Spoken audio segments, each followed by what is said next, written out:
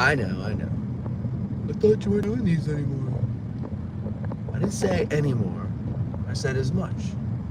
Or as often.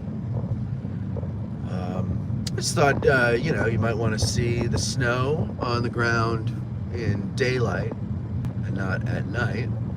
And now we could actually go on the battlefield. So I was going to drive around on my way in to edit the lecture from yesterday.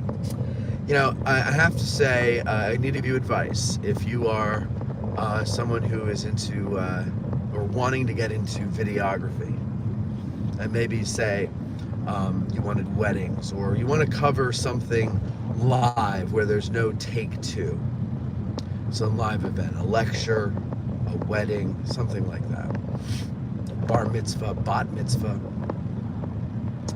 anything like that, sweet 16, christening, who knows, whatever, doesn't matter. Always have a backup to capture audio.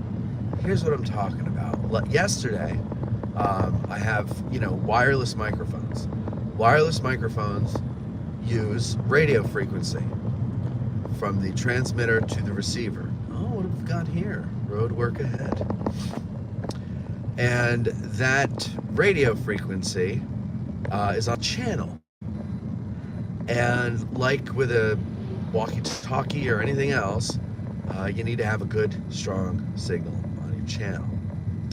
Now, I have not worked with wireless mics in years, and I forgot this. I mean, I knew that these devices that I have channels on them, but I forgot that little thing. And we were 10 feet from the subject the whole time, so I didn't think it really mattered which channel we were on.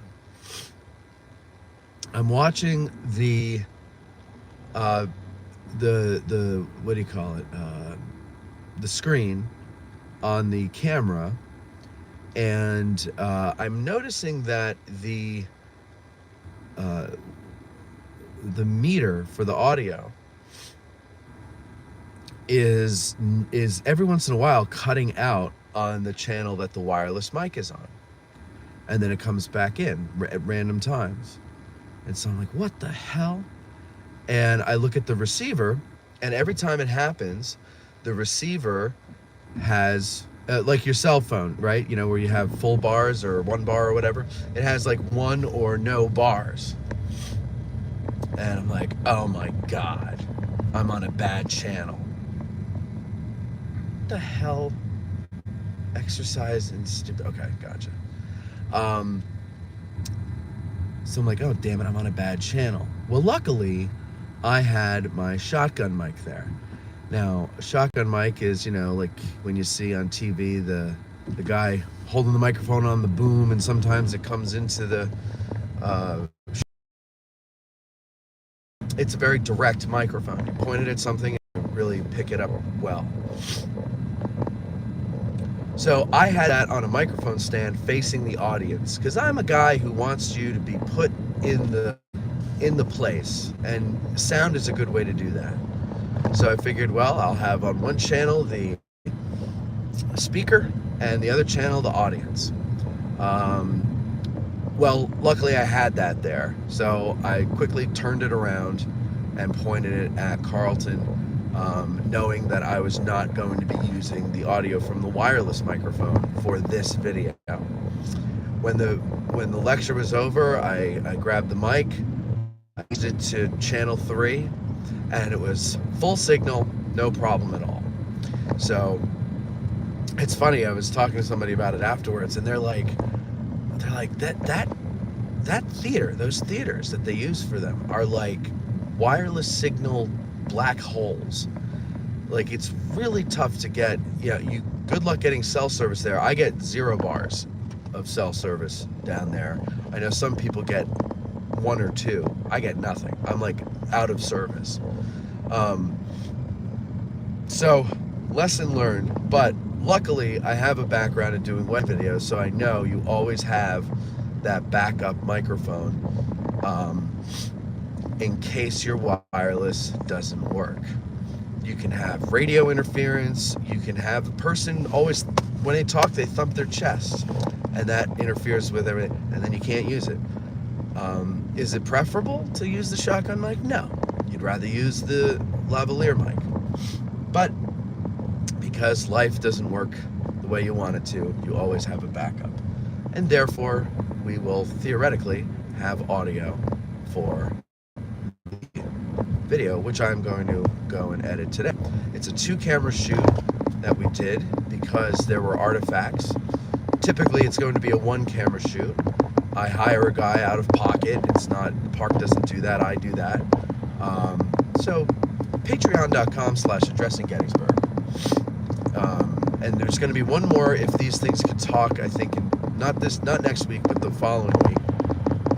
That'll be Tom Holbrook, and those will be Army artifacts. This was Navy artifacts, which is pretty interesting.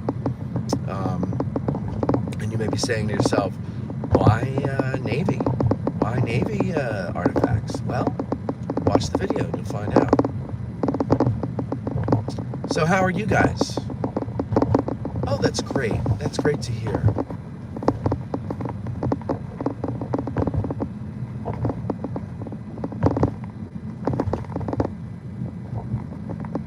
Good morning. Who have we got up there? Michael, 6 questions. Lens, Peter, Ty Harris. Good to see you, Ty. How are you?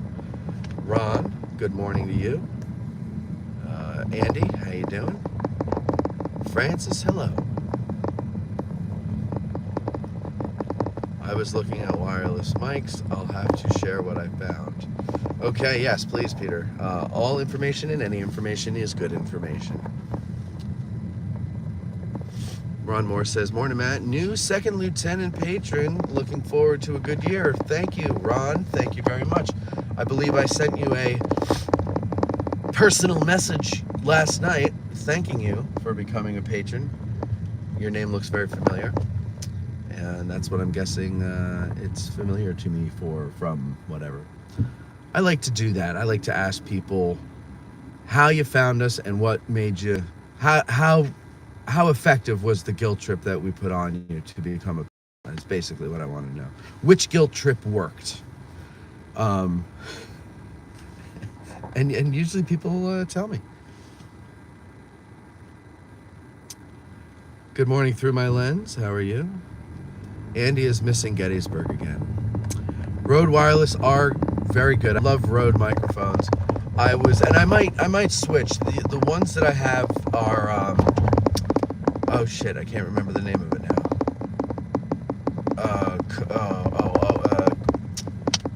It's not Kanoko. That's a gas station. Is it Komika? I don't know. Some Japanese name, I think, or Chinese name. I'm not sure. But they were like $300 something. It's a set of 2. They're not bad, actually. I was surprised. Pretty good, pretty hefty. I used to work with Sennheisers, but that was the property of the company I worked with, and they ain't cheap. Sennheisers are the best as far as I'm concerned. Those are my favorite, but Rode is my second favorite brand. I used to use only Rode microphones until I bought the Neumann that I use on the show. The other mics that the one that Colby is on is a Rode Broadcaster, and the ones that the guests and Bethany use is a Rode Pod mic, which are pretty good mics. Those are like $100 a piece. They're not expensive, but you get expensive sound out of them.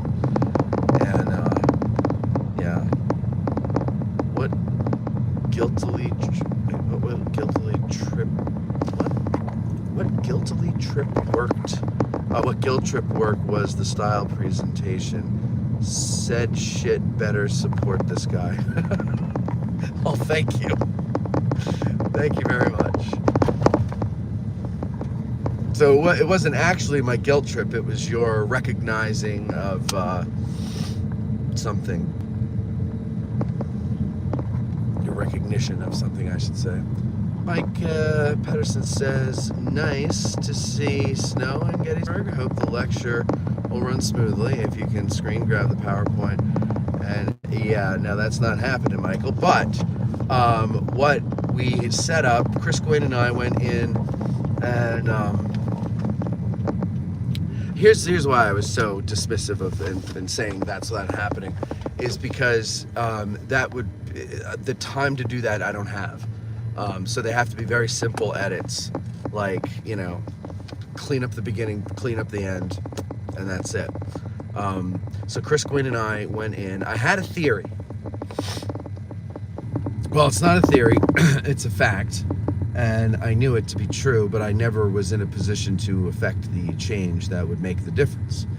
And I don't understand why anybody didn't catch this before. Actually, Chris does catch it. He does this during his lectures, but for some reason, they always have the lights, the recessed lights that are pointed at the screen on while doing a slideshow. So the image, even when you're in the room, is very faint. So I said to Chris, we're turning off the lights on the screen, Chris, so it will pick up on the camera. And lo and behold, it picks up on the camera. Is it perfect? No. What would be perfect is to do what you said, Michael, and splice them in. But the amount of coordination and time that would take, first of all, I'd have to get the assets from the lecturer in a timely manner, and there's no guarantee of that. And then I'd have to sit there and splice them in. So, which means if I'm looking at an hour and a half lecture and editing the hour and a half, it's at least going to take me an hour and a half, because I got to watch it and go through and splice those things in. Unless there's a way someone can hit me to that I can mark it while filming. I know, like audio, when we do the show, there's ways for me to mark it with a visual that I'll see in the editor, but I'm not aware of one on my camera. There could be, I don't know. I haven't really gotten to learn the ins and outs of my new camera yet anyway. But yeah, so for this year, the best that we're going to get is, like, I made sure to hire a guy for the two If These Things Could Talk, because they're artifacts. And while they have photographs that they put up on the screen of the artifacts, I thought it would be better, in case the lecturer decides to interact with the artifacts, to have a second camera, so that you don't have to follow me moving all over the place, zooming in, zooming out. That's very annoying. So I had my friend Mark come out, and we synced up our cameras and just started rolling, and he moved around and I stayed static. There's slow zooms, there's some pans, and then you might see a little camera shaking when I start panicking about the audio, but it whatever. But I was saying to Cindy when we were leaving, I was like, thank God they had to postpone Matt's lecture, because if this audio issue happened on Matt's lecture, people would be pissed off. So it sucks that it happened yesterday nonetheless, but it's salvageable.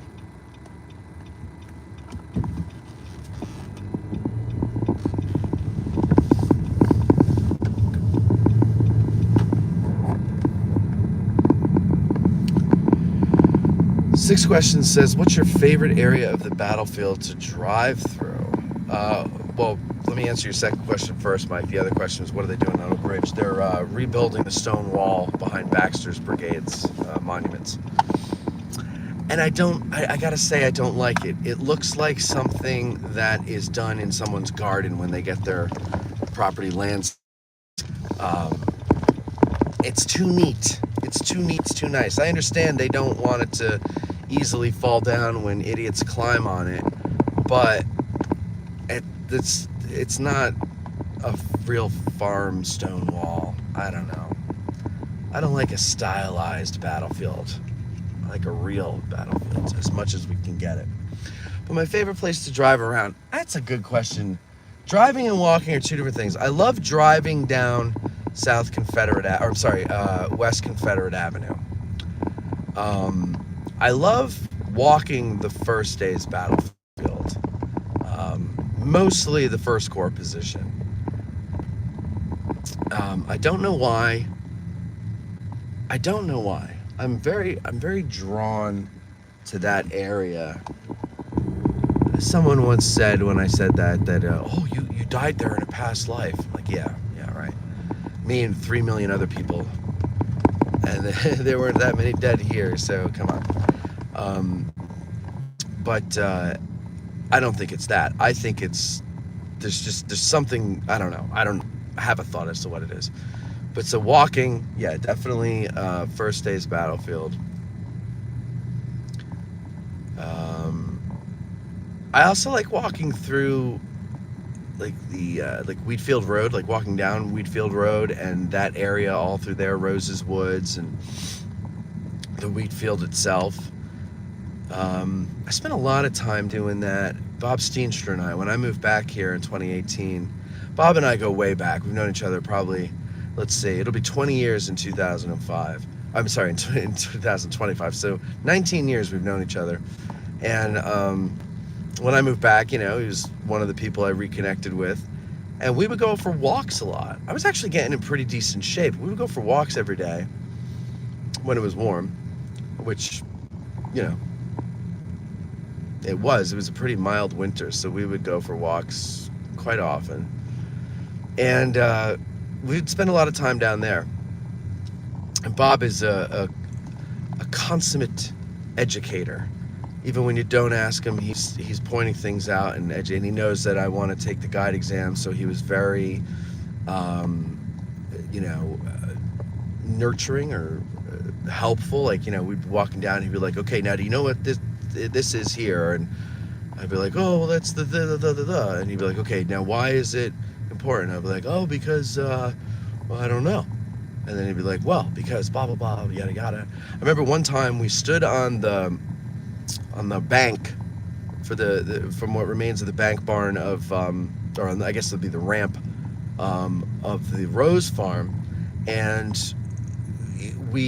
he just pointed out the ebb and flow of the battle from that perspective in the wheat field and Stony Hill and Rose's Woods and everything, and it really helped understand it a little bit more. But I still to this day, don't have a full grasp on it. And it's mainly because I haven't had the time to really dive into it and study it. But I better hurry up and do that, because the guide exam's this year and I'm going to take it. I need to know something, right? Good question, Mike.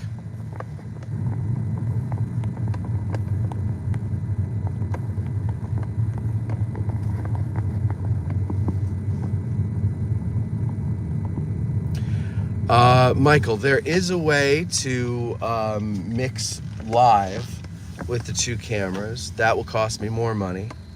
I'm not in that position now.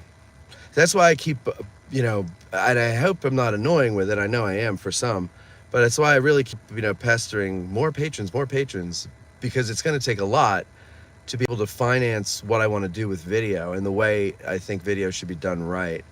Unlike, certain nonprofits, I don't have millions of dollars coming into me for nothing. I mean, not for nothing, not like they don't do anything, but like the Giving Spree, I can't partake in that because I'm not a nonprofit.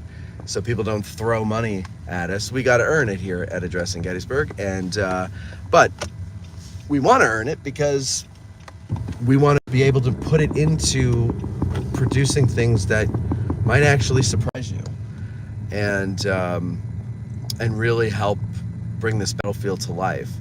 But it all costs money. It requires people, requires equipment, requires permits, insurance. But we're gonna figure out a way to do it. I'm in some talks with some possible. They're not investors. It would be more of it would be like guess my own version of a public-private partnership, I guess. I don't know. And the irony is, they're not even from Gettysburg, but they reached out and like what we do, and so we'll see.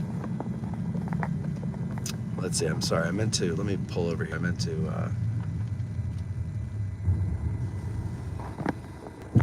to answer some of your questions here. Let's see now.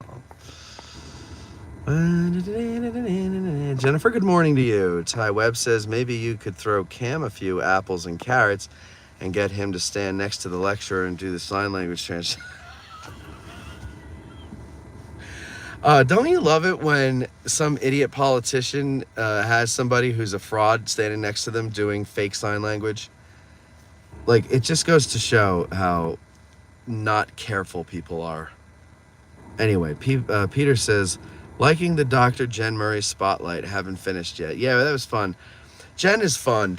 And she's funny, too. We went out to dinner afterwards. Michael Walker, her husband, Cindy, and myself, and Jen. And we always have a good time. We actually, when they're in town for a long stretch of time, every Sunday, we all go out to dinner between either here or Carlisle. And we have fun. We have fun. Peter says, "Oh, those new stone walls got to go." Yeah, unfortunately, they won't. They're here, and I hope they're not going to keep adding them. Now, when you go up on Little Round Top, that's the one thing you're going to see is they're built that way, and you'll look at them and you'll be like, "Man, the soldiers would have loved to have had stone walls like these." But yeah, that's the one thing I'm not crazy about with Little Round Top. However, this is the thing. This is why we can't have nice things. People climb on stuff and knock them over, and then it just becomes a pile of rocks. Not much different from those clumps of snow right there. They're just kind of scattered about in a general area that looks like it might have been a wall. So they have to shore them up somehow. We certainly don't want to see them with concrete or any kind of mortar in between them, right? No. So the compromise is doing it with these kind of flat rocks. Now, this is my speculation. I'm assuming that's what's going on, because just, from what little I know. And I understand it, because people can't behave themselves. People can't curb their children. Sometimes they can't even curb themselves. And with all of the things that are going to go in place on Little Round Top to, what am I trying to say here? To curb certain behaviors that cause certain destructions, people are still going to do stupid things. You're going to love Little Round Top, by the way, though. I'm telling you, you're going to love it. And if you don't, well, hopefully we're going to be there, set up with a camera to live stream everybody's reactions on the opening day, which we don't know. I don't know when it is. Don't ask. Mike says, I agree. The built-up wall looks artificial and not lived in to me. Yep. Good morning, Lawrence. How are you? Howard likes the rose woods, I guess, to walk around in. Yeah, those are cool. The new walls look like the garden build phase in the 90s. Yeah. Maybe that's what they're trying to recapture. Good morning, Tom. Good morning, Joe. Good morning, Joe. Joe, I need major computer help. I think I need to build a new computer. I think it's starting to get outdated. Dogface likes Rose Farm during sunset. Michael, a sign language interpreter should be provided by the park or county, not Matt. Yeah, that's so. The reason I'm doing it is because the park doesn't have it in the... So, the park has to comply with the ADA. I don't. And in order for them to comply with the ADA, they would have to do closed captioning or hire a sign language interpreter, like you said. They don't have that in the budget. So this is the way to do it, and to put it out there. Still, everything comes down to money. You know what I mean? It's all money. Thank you, Jennifer. Good luck on the guide exam to everybody that's taking it. Ty, but Cam doing it, the signing would be much more entertaining. Absolutely. I have had time to study the rose farm and the wheat field, and I still have no clue. Yeah, I know, Mike. I know. You have had the time to do. Well, you have a much firmer grasp on it than I do, for sure. Mike is the guy. He not only knows things down to the regimental level, he knows things down to like the individual level, and he knows these anecdotes from almost every regiment that you could mention, and he's got some story to tell about some guy in it. And that's why I will be very disappointed if Mike doesn't become a guide. I'm kind of hoping Mike becomes a guide before I do, because that would be a crime against nature if he wasn't. And I was. Mike also says, I need to ping you on a future trip to town in early March for my birthday. Oh, he's talking to Mike. Okay, Joe. Joe says, I got you, Matt, on the new computer. Shoot me a text later today and let's chat. Okay, great. Culp's Hill is my wheat field. I can never remember all the Confederate units involved and which ones come over July 3rd, says Ty Webb. And Peter says, I picture Cam doing it with signal flags. Now, that would be cool. That would be awesome. But, like, since there's no room in there for him to have a full-size signal flag, we'll get it, like, you know, the little ones that you would put on your desk.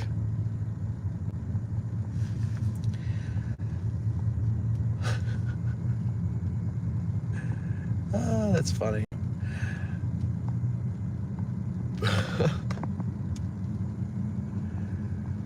Now, the thing is, though, ladies and gentlemen, back to sign language and closed captioning. If you know this already, but you can do closed captioning on YouTube. It won't always be accurate, but the AI, you know, does a pretty good job, actually, of closed captioning things. Otherwise, see, if you're going to do it accurately, you have to enter the text.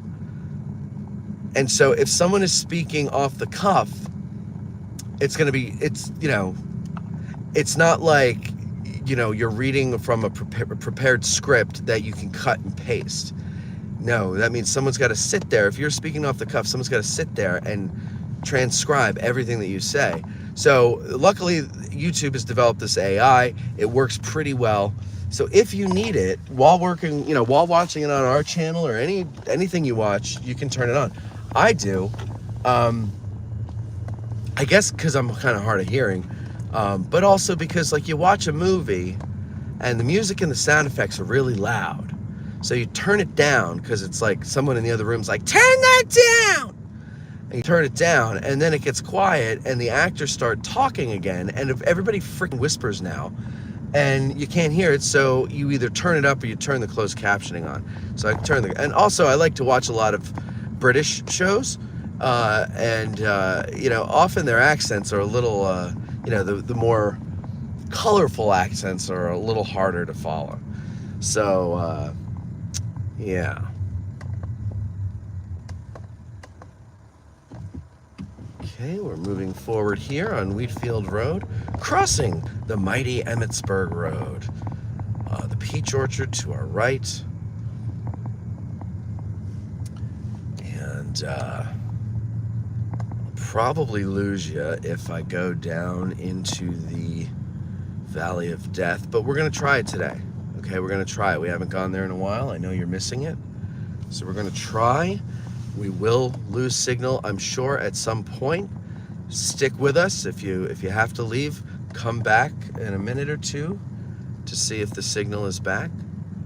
It will go in and out. It does do that. There's nothing we can do about it.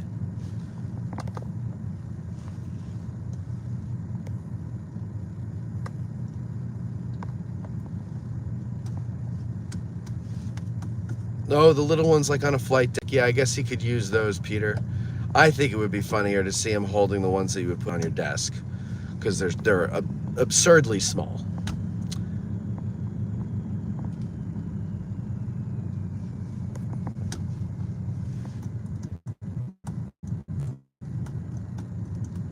Oh, that's right, Dragoon. If the signals were civil, I'm not coming down this way anymore. I had 57 people watching, and now it's down to 9 because of the signal going out. So yeah, I'm not going to be coming down to the south end much anymore for the. Sorry. Anyway, I was saying that with the if the having the lectures on the YouTube channel helps us this year as far as YouTube revenue goes, then next year I will have a second cameraman, either more often or for every lecture, just because it's just more interesting. I think, at least, I figure if put this stuff on in the background anyway, I do. Like when I watch a YouTube video, I don't watch a YouTube video. I listen to it in the background. And if there's something worth seeing, I'll hear them say something that I'll want to see, and I'll go back and watch it and then continue on listening. So most people didn't really have a problem with the audio-only versions. But once in a while, especially on YouTube, you would get a comment or two saying, I wish there were visuals to this. And then, of course, I'd send them the link to Patreon, and then, of course, they wouldn't join. I always wanted to do it with visuals. I always wanted to do the Get Out of the Car tours on video. But the time wasn't right. The money wasn't there. So anyway, the opportunity came. Now we're doing it with visuals. I feel like I would rather watch something visually.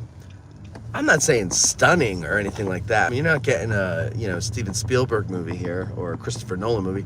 You're getting just something a little more than what you got before, because I want to see something more than what they had before for these lectures. So I'm going to try to do the lectures according to what they are. If it's something where there's artifacts, I think that warrants 2 cameras. If you're going to have someone who maybe walks around a lot, like I know this person walks around a lot, then maybe I'll have 2 cameras for that.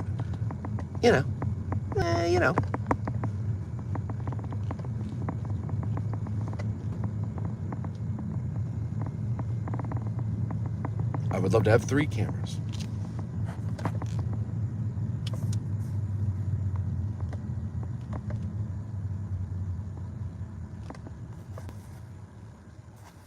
Let me just catch up here.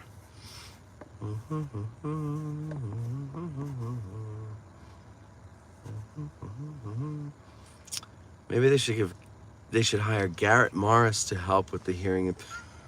I remember that. Joe Denise is still here. All right, Joe, you were one of the 9 core survivors. Matt yelling, give G, give E, what's that spell? Givey? What? Oh, give me a G. Okay, gotcha. Good morning, Matt. So when is the LPG? Supposedly December. Got to get Cindy trained up on the camera. Yeah, well, that's why I brought her. I'm trying to show her things. Yesterday, when we did the Jen Murray thing, she was monitoring the camera. There wasn't a need to have camera switching, although I would prefer the camera switch. There's a problem, Joe. This is one of the things we need to figure out. There's a problem. All of a sudden, when I switch between cameras, the audio skips out for like a millisecond. But it's enough where maybe a syllable of a word will be cut out every time the camera switches. Wasn't doing it 2 months ago, but then all of a sudden it started 2 months ago. Wasn't doing it 2 months and a day ago, I guess I should say. And I can't figure it out. I've Googled it, and of all the issues with audio that I can find solutions to, none of the I've tried to imagine what it could be. I've changed the resolution of the video. I thought maybe it was taxing the system. I don't know. I'm at my wit's end. I do have a guy who has experience with live streaming as his job, who graciously accepted my begging.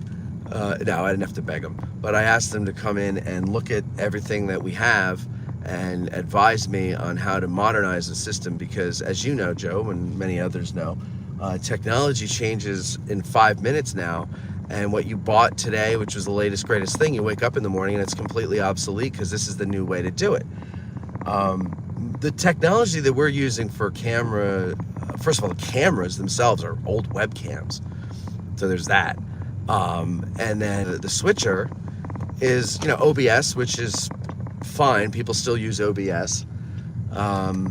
But there's other ways to do it now that are more efficient, apparently. There's NDI, which is a way to get all the... I'm now old. I am officially old. I need somebody younger to show me what the hell all this stuff is. I don't get it anymore. Oh, it's terrible. Oh, it's so terrible. I hate this feeling of being old and obsolete. And I'm not even old. I'm just getting old. It's gonna get worse. Ugh.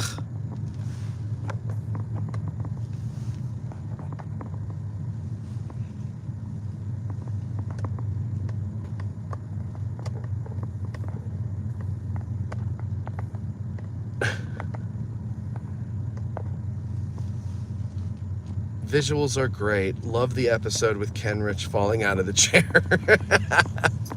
Yeah, who doesn't love that one? So has Major's training been working? Yes. She's been very well behaved. She, I don't know if it was the day of or a day or two before, but she started, she went into heat when we got her back. And so I think that was kind of making her a little subdued. Also, she had been away for 3 weeks and she had to reacclimate herself to home. But she's very, I mean, it's amazing. I just go, Major, come. And she just like comes running over. It's amazing. I put my shoes on and she runs into the crate. And if she doesn't, and it's time for her to go in, I just say, Major, crate. And she just goes running in. She's good with sitting. She goes to her place. I don't trust her yet to let her go off leash, but I did in the snow because I figured she wouldn't go far, and she didn't. But I had the shock collar just in case. But she listens. I'm really surprised. I said to Cindy, I'm like, we need to kind of make a point to continue to train her, though. We can't just like let life go back to normal because she's going to start to lose it. And so I do like take a couple of minutes a day and I just make her go through the motions that we were taught. But yeah, it's wonderful.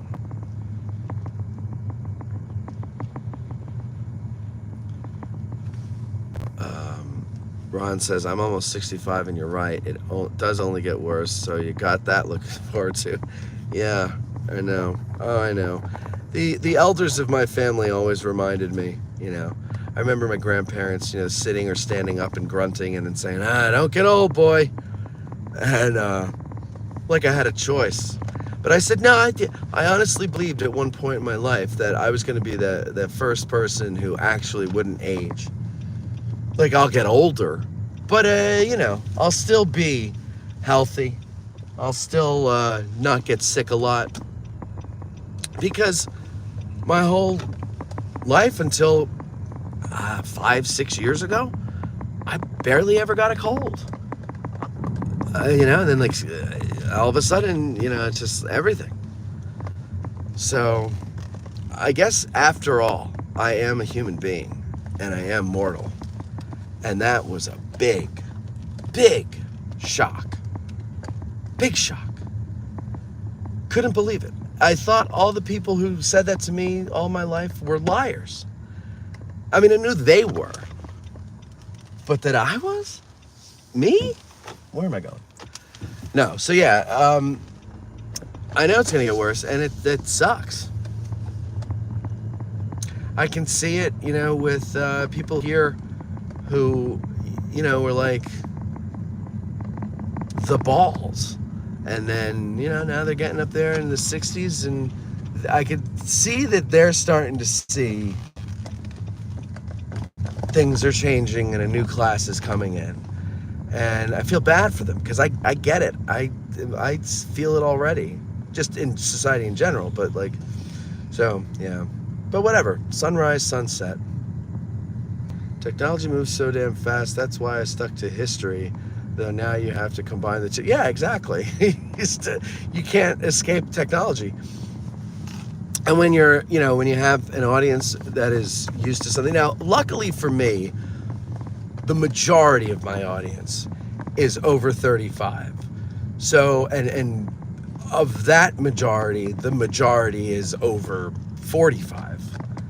So, I guess the saving grace is that demographic knows still how to use their imagination, remembers radio, and understands the craft of talk radio. And so the show resonates with them, and they don't necessarily need to watch a video. People under 35, different story. And so if you want to attract them, you have to do what they're used to doing. Problem is, it ain't cheap to get the right cameras and the right hardware to switch those cameras, and that's the problem I'm having. I'm at a point where like everything is gotten really big, and it needs more of everything, equipment and people, but the one thing that hasn't gotten big are the coffers. And so that's the, I don't know what you call that. That's the bitch of it.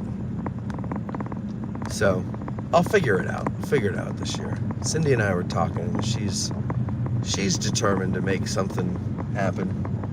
And I was like, go for it. I'm at my wit's end. I'm also a nitwit, so.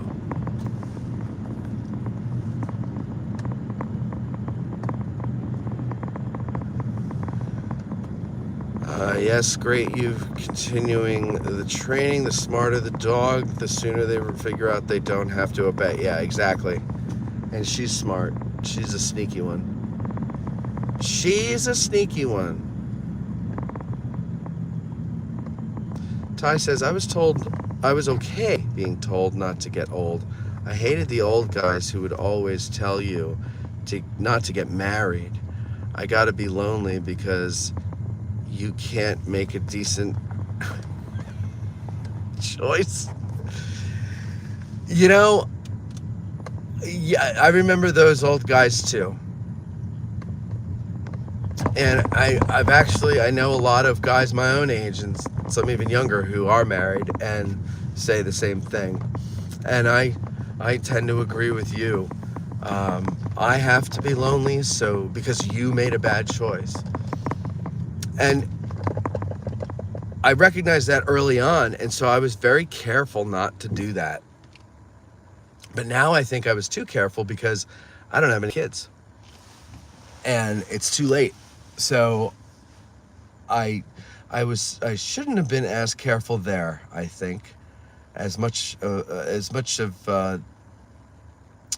pain as that would have caused, because that child would have eventually been in a single parent home,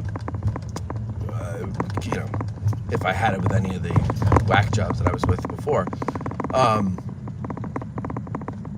But at least I would have had a kid, which is kind of selfish and kind of stupid because look at how they're all turning out. So maybe it's probably for the better I didn't, but that desire to procreate is still there, and it is a sad regret that I have that I didn't do it. But I think some people are not meant to do it because they're meant to do something else that a child would distract from, and I feel like I've found that with Addressing Gettysburg, and that's kind of what I'm doing. So, my sacrifice for the cause is not having a family, I guess. I have a dog. Patreon.com/Addressing Gettysburg.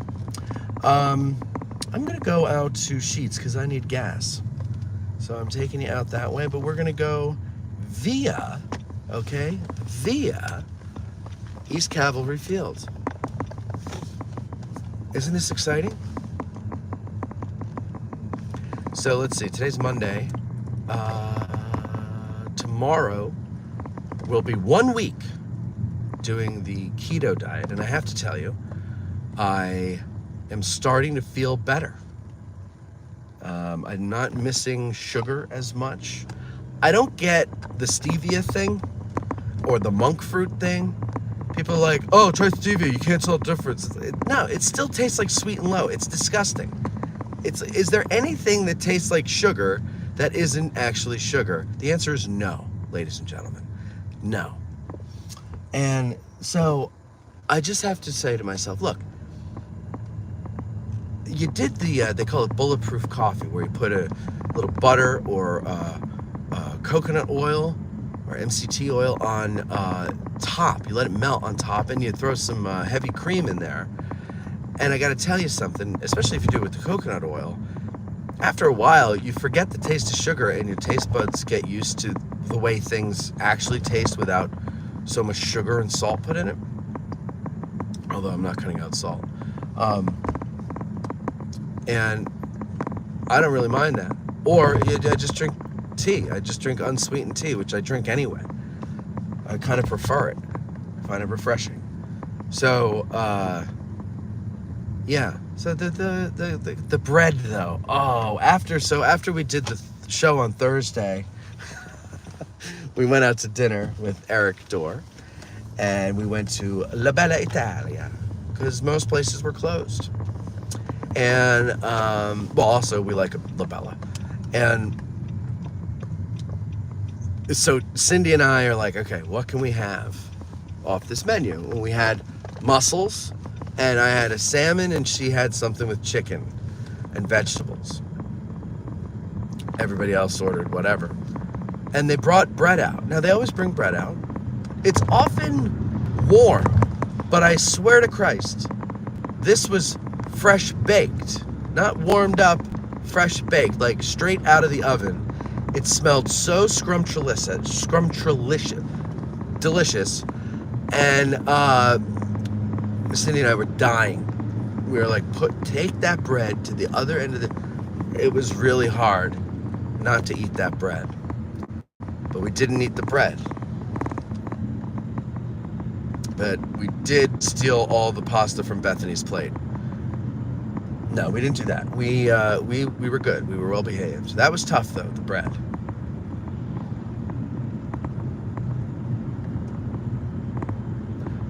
So.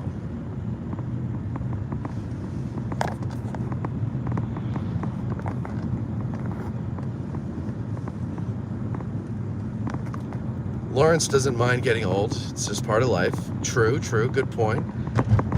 It's the side effects that really bother me. All kidding aside, you adapt and made do with what you got. Yeah, and I can see that already. Certain things like my amount of give a F is depleting in most things that I used to give a F about.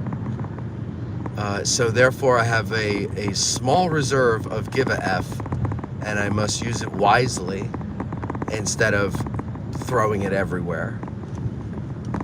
So that's one thing I've noticed, that I really just don't give an F about anything. Not anything, but like certain things.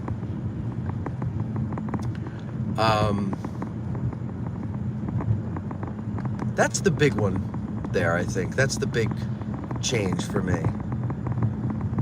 I care about what I should care about, I think is what it is. I don't care about certainly what someone else thinks I should care about. Yeah, that's not happening.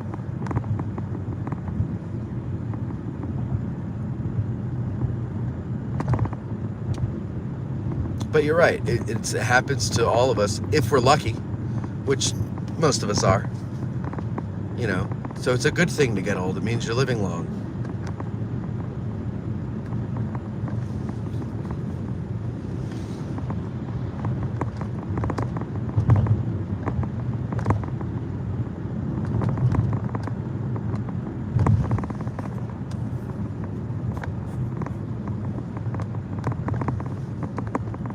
Ty Webb doesn't have any F's left to give. How old are you, Ty? You're young yet, aren't you? Were you in the service? A lot of guys I know who are younger than me who don't have any F's to give, any F's left to give, were in the service and like saw combat, and they're like, yeah, I don't give an F about anything anymore. And that I understand.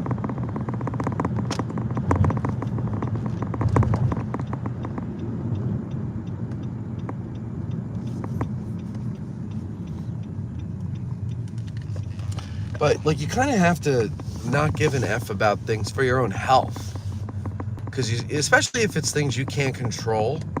Like, what are you gonna do to make the world better according to what you think better looks like? And if you did do something, would it actually change it? The answer is probably nothing and or no. And so why worry about things, you know, that are out of your control? It's just going to give you an ulcer and a headache and anxiety, and who needs that? So you got it for your own health. Just let go of that stuff. We're on an East Cavalry field now, and if you've ever been out here, you'll know that you've got this road here, and then you have to get back onto a county road, and then back into the park, because there's this piece of private property. I'm guessing it's because there's this piece of private property in between here that causes the road to do this.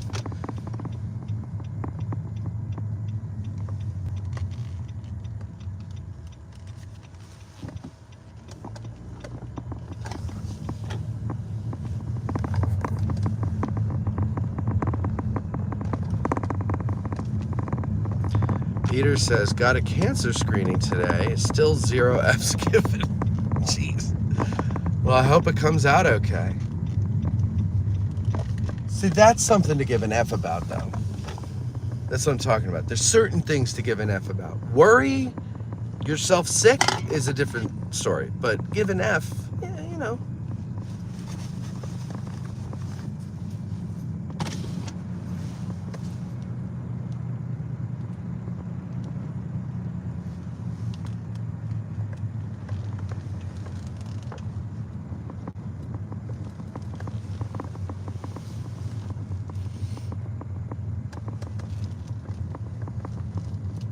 I always liked East Cavalry Field in the summer.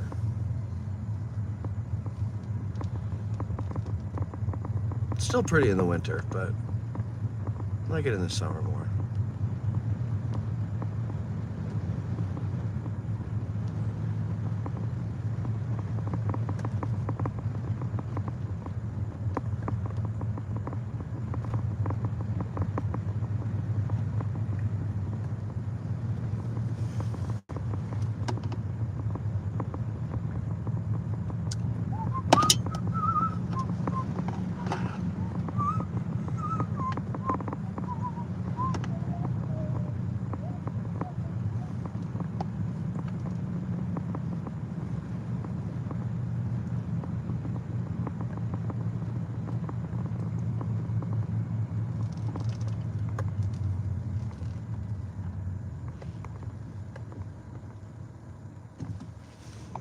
Okay, well, we're gonna have to go.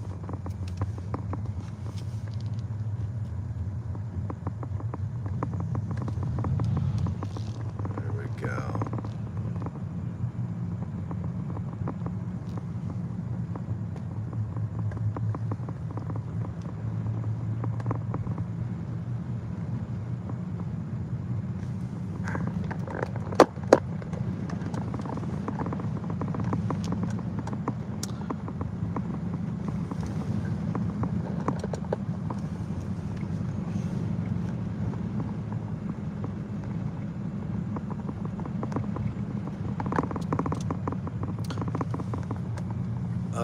Lawrence says, I heard that you now have to pay a fee to take the LBG exam. Is that true? You've always had to pay a fee. What I don't know what the fee is, but what I've heard is that they have raised it to what I think some would consider an obscene amount, to weed out the people like myself who are not ultimately, I would love to be a guide, but I'm pretty realistic, and I don't think I would pass it. But see, the problem is, if they had a practice exam that you could take and actually be graded on,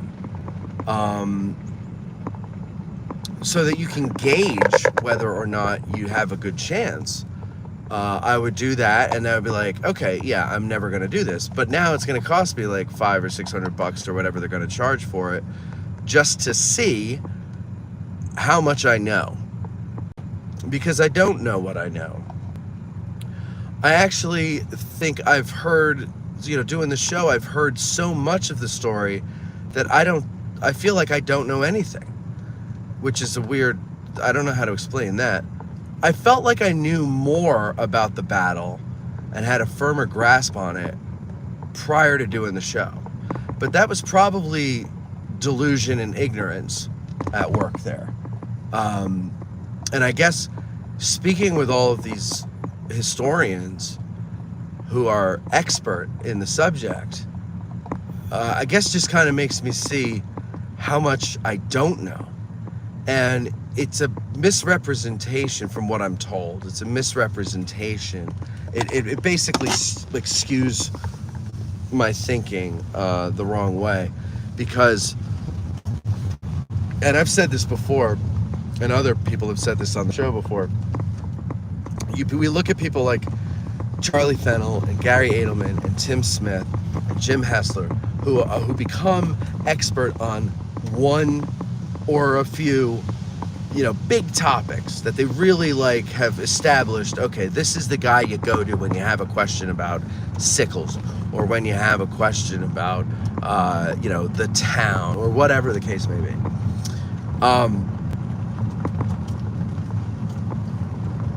The impression that everybody gets, and I fall for this too, is that that's what a licensed guide is. That's what a licensed guide has to be able to do.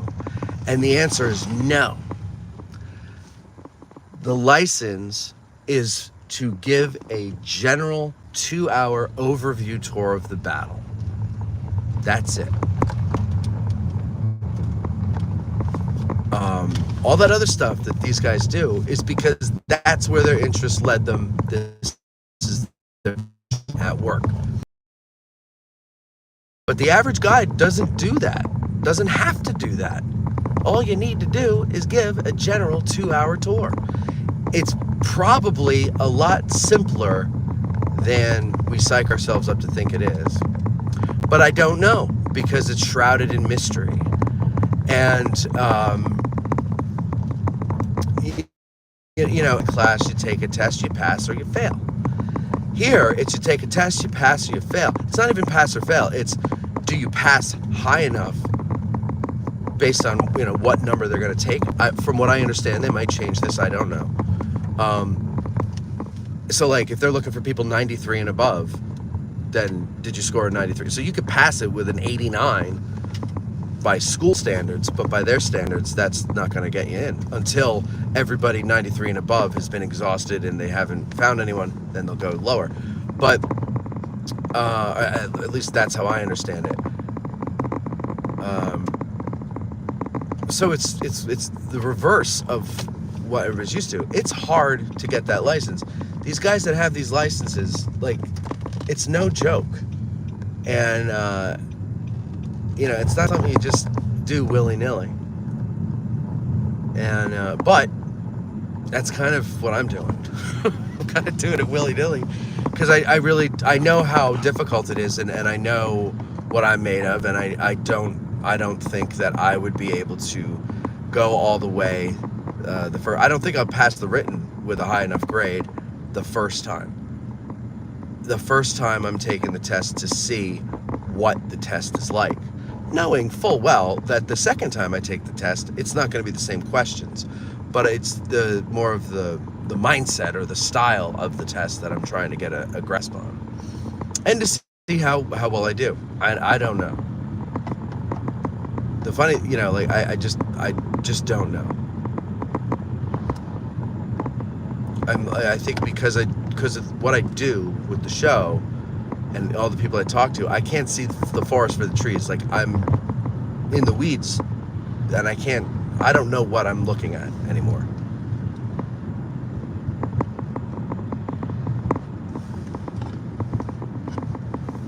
So we'll see.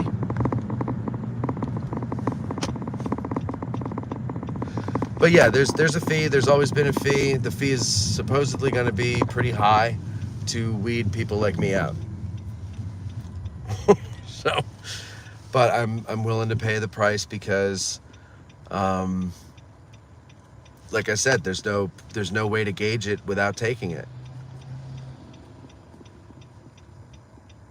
But I think it's also to weed out the people who are taking it just to see how well they do with no intention of going all the way if they did well.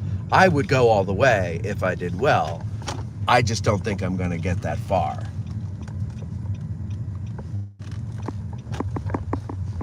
And that's the dealio. All right, ladies and gentlemen, we're pulling into beautiful Sheetz, because why the Sheetz not? And we're going to get gas. So let me just check if there's anything interesting anybody said while I was going on and on about nothing. When I did the low-carb Atkins diet years ago, the first week was brutal with bad headaches, and if I coughed too hard, there was danger of having an accident. Oh, Jesus, Jim. Peter says, all my F's stayed in Iraq. There you go. I think a lot of guys lost their F's over there. As we get older, a lot of us stop wasting energy on given F's. Yep. Jim, yeah, I haven't had that problem with the coughing. Haven't really had the headache either. Was looking forward to the keto flu because that would be a sign to me that I was about to transition into ketosis. But I read that if you've done it before, you don't always get the keto flu the second time around. So I don't know. I'll tell you this, though. I am starting to feel better. I'm starting to feel like I have a little more energy, just a better disposition. I feel a little lighter, even though my clothes still fit the same way. I haven't lost anything, but I just feel lighter. Because also I've been eating less, so my stomach is shrinking, and I'm not feeling, full all the time and bloated and gross. Ty Webb says, Peter is reminding me of a quote from a Stephen King novel. Quote, if a man sees blood on the toilet paper, he doesn't go to the doctor. He just wipes his ass in the dark for a month and hopes it goes away. Yeah, God, that's so true. We are that stupid. Eric, hello, how are you? Peter says, Ty Webb, pretty much, though, been going back and forth with the doctors for over 2 years and no diagnosis yet after having some crazy crap go on with my body. Otherwise, if duct tape or Advil fixes it. Well, I hope whatever it is, they figure it out and it is taken care of. Paul left his F's in Saudi. If we die, we die. Just hope we look cool on the way out. And do people look cool on the way out, or is it sad and not very dignified? Ty says, oh, I'm the same way. Wasn't judging. Hope everything turns out right. Peter says, Ty Webb, no offense. Okay, gotcha, guys. You're making up. That's beautiful. Hey, Dr. James. Happy New Year to you as well. Pete Herman, good morning. Great to see your name in here. How have you been? All right, I got to get gas and get on with my day, get to some video editing here. So you guys take care of yourselves, and I will see you when I see you. Definitely Thursday. Andrew Dalton is coming on the show to talk about winning bestest new museum ever in the history of the United States, or whatever that USA Today poll was. So look forward to that. See you then. Maybe before. Who knows? Have a great day.